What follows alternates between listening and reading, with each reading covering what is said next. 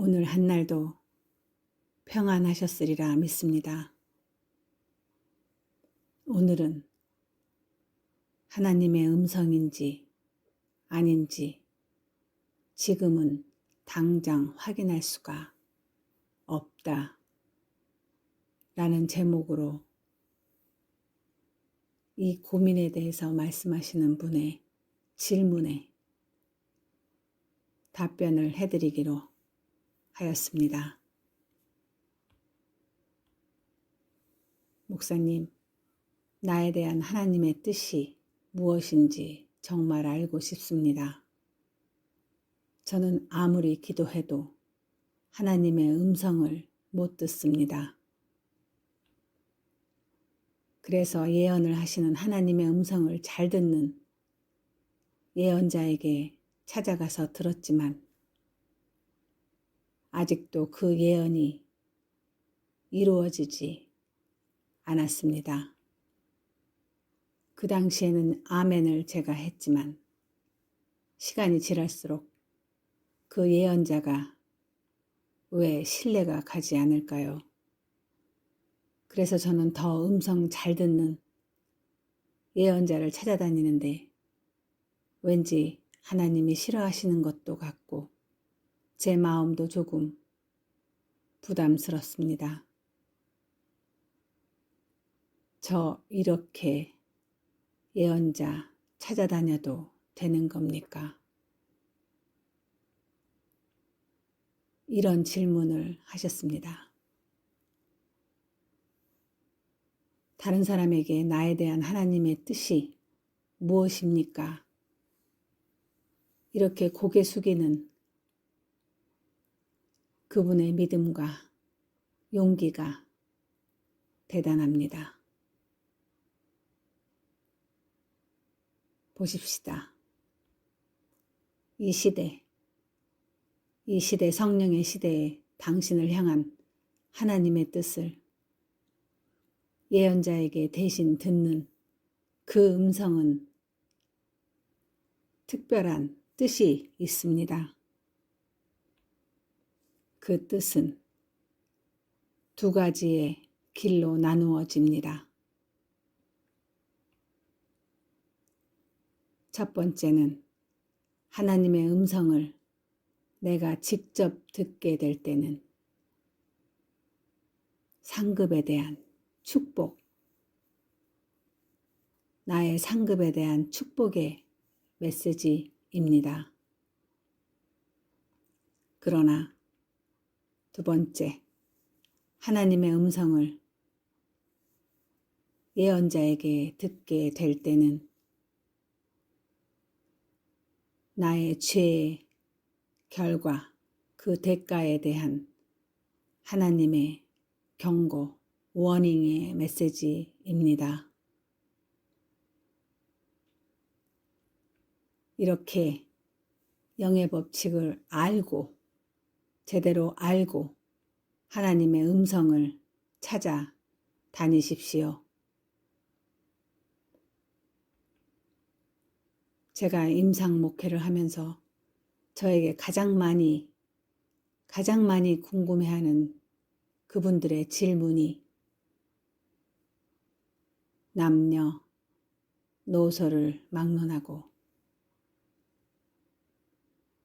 교회의 직분자들이나 목사님들이나 장로님들이나 모두 궁금해하는 태그가 무엇인지 아십니까?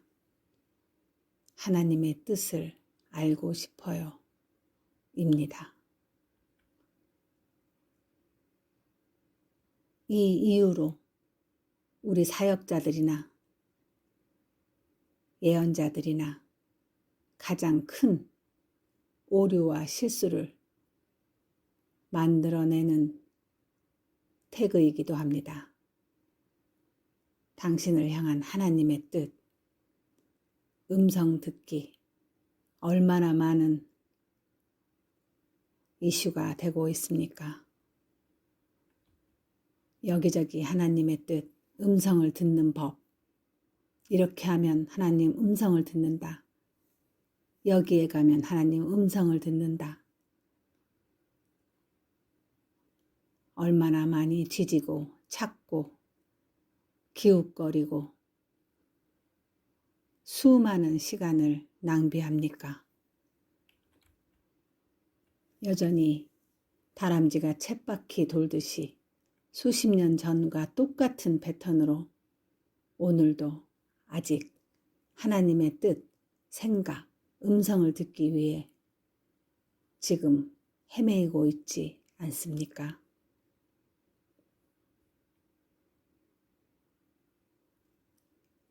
아직도 하나님의 음성을 나는 못 듣는다는 그 이유로 예언자 찾아 예언을 들었지만 그 예언이 이루어지지 않으니 그 사람 원망하다 허송세월 다 보내고 이제 힘없고 기운 빠져 할 일 없으니 다시 또 하나님의 음성과 뜻을 구하고 있는 것은 아닙니까?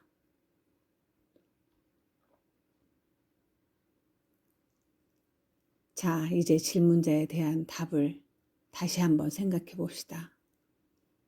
예언자가 말한 하나님의 음성이 제대로 맞지도 않고 뭔가 불안하고 마음이 찝찝한 것은 즉 스스로의 영에 그 영 안에 대한 꺼리낌이 느껴지는 것은 그 음성의 예언이 하나님께서 그 음성의 예언에 대해 잠시 wait, 다시 점검해야 합니다. 왜 하나님께서 잠시 wait 하라고 하는지 다시 생각해 봐야 합니다. 당신 마음에 이런 영에 대한 꺼리낌을 허락하시는 이유는 당신이 직접 하나님께 더 가까이 나아가도록 시간을, 즉 돌아올 기회를 주는 것입니다. 그로 인하여 하나님이 당신과 가까이 하고 계심을 깨닫게 하시는 것입니다. 기회인 것입니다.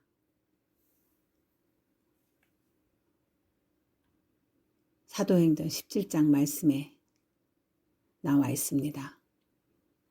이는 사람으로 혹 하나님을 더듬어 찾아 발견하게 하려 하심이로되 그는 우리 각 사람에게서 멀리 계시지 아니하도다. 아시겠습니까? 하나님은 멀리 계시지 않습니다. 더듬어 찾아서 발견하게 하시려고 가까이 계시는 것입니다. 우리가 안 찾는 것 뿐입니다. 즉 다른 사람 의지하지 말고 예언자 찾아다니지 말고 내 뜻을 알고 싶으냐? 너 스스로 나 하나님을 찾으라는 하나님의 사인입니다.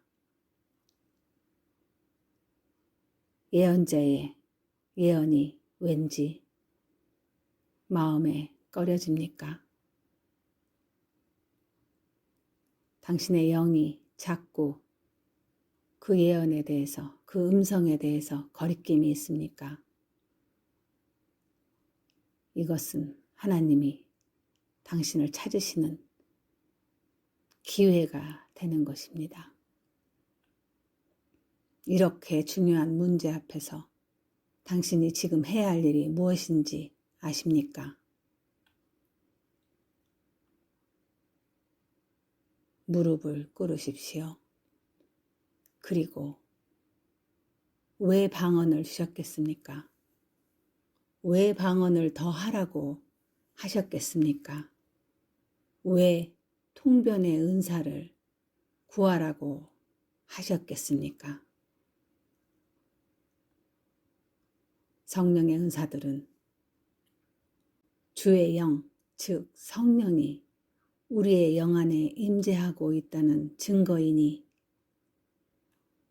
이 은사를 소유한 은사자, 사역자, 예언자들은 주의 음성을 듣는다는 것입니다.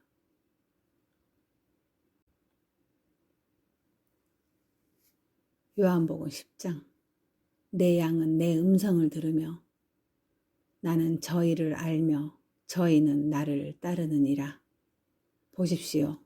주께서 성령의 영으로 우리 안에 계시는데 왜 우리가 주의 음성을 못 듣습니까? 간단합니다. 왜 못 듣는지, 어디서부터 잘못된 건지 아주 간단합니다.